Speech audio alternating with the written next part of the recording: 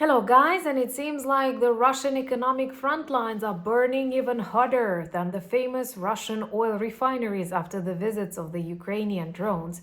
Now it is official, the Bank of Russia allows all the Russian banks to limit the withdrawal of cash by ordinary citizens starting from the 1st of September.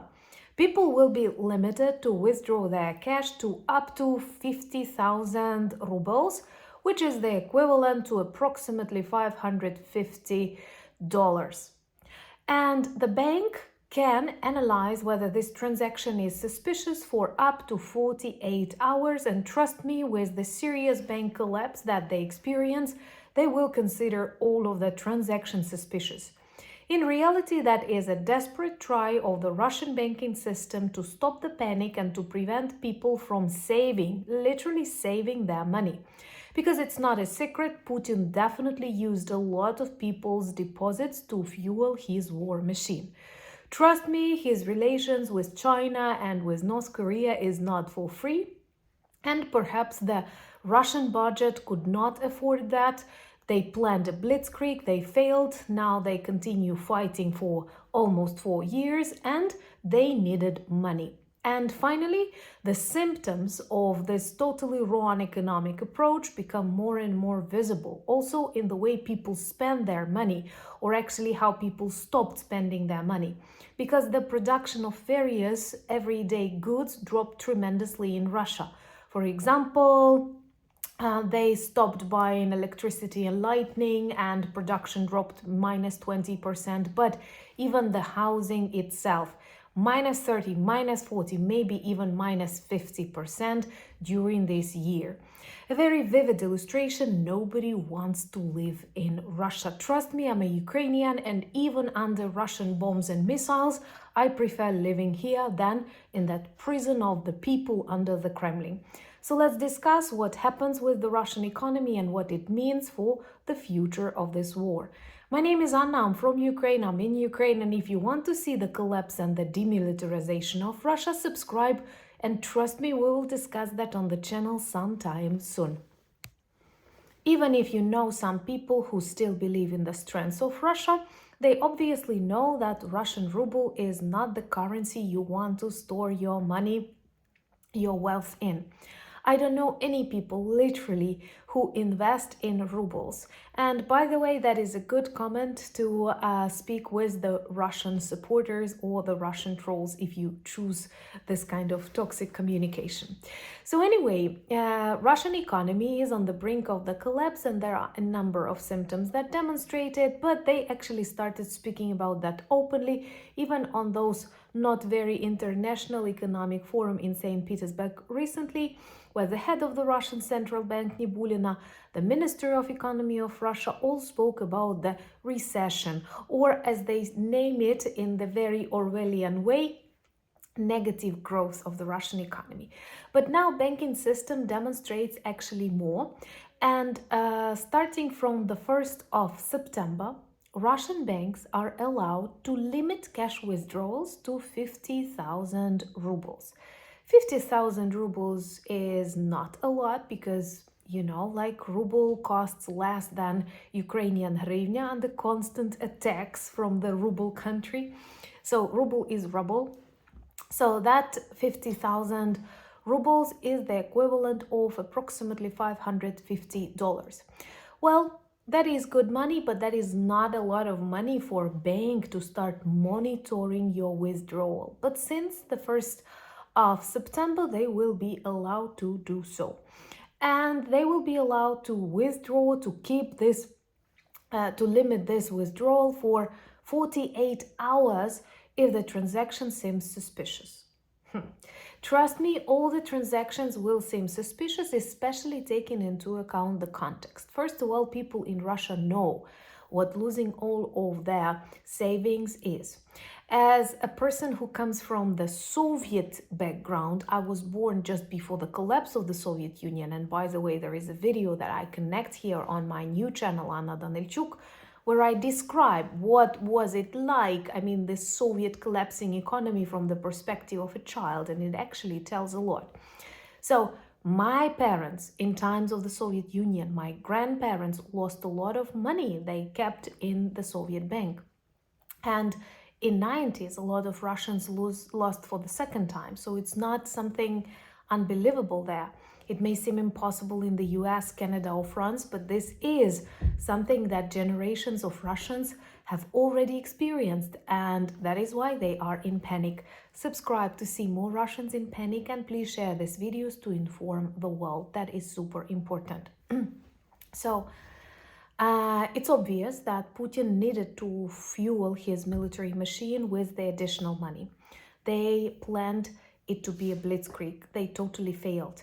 And they continue this war, paying a lot of money to their soldiers, paying a lot of money to China and North Korea for the supply of various things that they actually try to get more and more, and they need more and more. And it's not the surprise. North Korea, for the first time in history, started earning money, and that's because of Russian money that they send there. So people do understand that perhaps a great part of their deposits are now fueling Russian war machine.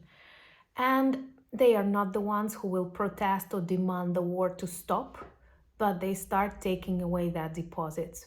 And they actually stopped paying their debts, especially their credit card debts. They are smaller debts, but the tremendous sums of money are now not returned back to the Russian banks, adding up to the problems that they experience right now. And they actually speak about this like growth of bad debt. Bad debt is the one that you do not predict to be returned. So people who want to take away their deposits, people who are not paying their debts, and now those who won't be able to withdraw cash if it's more than like $500. Do you still believe that is a sign of strength? Here in Ukraine, I can do it. In times of the full-scale war that literally takes place on our territory, unfortunately, with our drones destroying their military objects, we do send some messages, but we are perhaps the only country right now that is fighting according to the rules of war, internationally recognized laws, and they don't have destroyed houses, schools, and hospitals in Russia, and still they experience more problems with their banking system that we here in Ukraine. Please share, this is very important. And let me know in the comments below, do you know anyone who keeps his money in rubles? What is also interesting, they stopped sharing this information openly in the Russian media, but then the central bank head, the head of the Ministry of Economy, started talking about that. So it's impossible to hide, especially when the production falls too. And I have put down a list like furniture, minus 15%, various household appliances, minus 20%, lamps and lighting and so on, minus 20%, and new housing, minus 30, minus 40, or in some regions, maybe Kursk, Belgorod, actually minus 50. That is not the demonstration of strength, that is the demonstration of the total collapse and ruin of the Russian economy. And for a couple of days, at the start of the Israel-Iran war, oil prices kept rising, and these were good news for Russia. But luckily, they stabilized and actually began dropping. If this war does not continue, then the prices will fall, and this will take away any chances for the Kremlin to recover. Honestly, guys, I don't know why so few people think about that strategically. Just imagine for a second that in your countries, you are not allowed to withdraw more than $550 from your own account for 48 hours, like only every 48 hours. And what if you need this money, if you want to leave the country, or if you need it for some reasons? This is your money, and you can take away from your account, because Russia is, and I don't use bad words, but you can guess, Russia is very much up. Yeah. And that is good news and very important news, Because front lines, of course, the most important are between Russia and Ukraine, and now also in many Russian regions, because they invited war back home to Russia, but also in various spheres of the economy that have already become totally destroyed. Russian aviation, non-existent, serious problems with Russian fleet, Russian oil refining industry and Gazprom is on the brink of the collapse. Once the richest Russian company, actually the symbol of the Russian wealth, Russian logistics, Russian trains, a lot of things. And now Russian banking system, perhaps like the heart of the problem. And that's important. So keep thinking strategically and do not trust that old fake image of the Soviet Union or of Russia that you got through this Russian propaganda or typically popular narratives. They pay for that, but they don't have money to pay their own people. They don't have money to let people take their own money from the Russian banks. That's important. And follow me on Instagram, X, Blue Sky, Threads, and Discord. The links in the description of this video, same as the links to our merch shop with lots of good items that work well as reminders and conversation starters about Ukraine. But honestly, these are just very beautiful t-shirts too. And thank you so much for buying me coffees, becoming my patrons and sponsors of the channel. That's an honor. I'm very grateful. Thank you for commenting and sharing these videos, and that is super important. Also remember to subscribe to my new channel, Anna Danilchuk. A new video will appear soon, approximately when we will meet for our live this Saturday, 9 p.m. Kyiv.